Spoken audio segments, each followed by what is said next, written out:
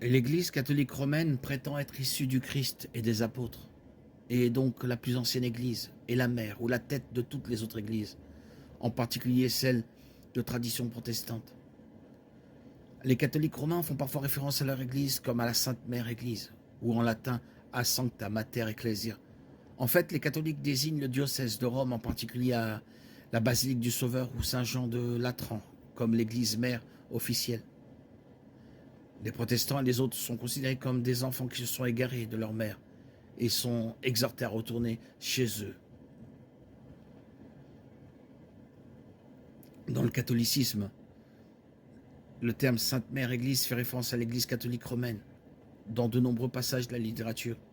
Don Quichotte de Cervantes, chapitre 27, Ivano et de Scott, chapitre 2, un Yankee du Connecticut à la cour du roi Arthur de Twain, chapitre 25, et le roi Jean de Shakespeare, acte 3, scène 1, contiennent tous des exemples où l'Église catholique est appelée Église mère. Il existe un autre sens légèrement différent dans lequel les catholiques utilisent le terme Église mère, Theotokos, ou porteuse de Dieu.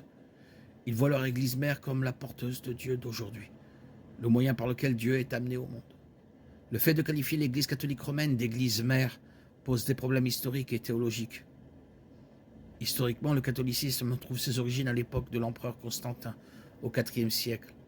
L'évêque de Rome n'a commencé à se faire appeler pape que lorsque Cyrus l'a fait à la fin du IVe siècle. Sur le plan théologique, il n'existe aucune preuve biblique de la succession apostolique ou du fait que Pierre était le prince des apôtres. En fait, il n'existe aucune preuve biblique claire que Pierre ait visité Rome, et il n'a certainement jamais revendiqué une autorité sur les autres apôtres.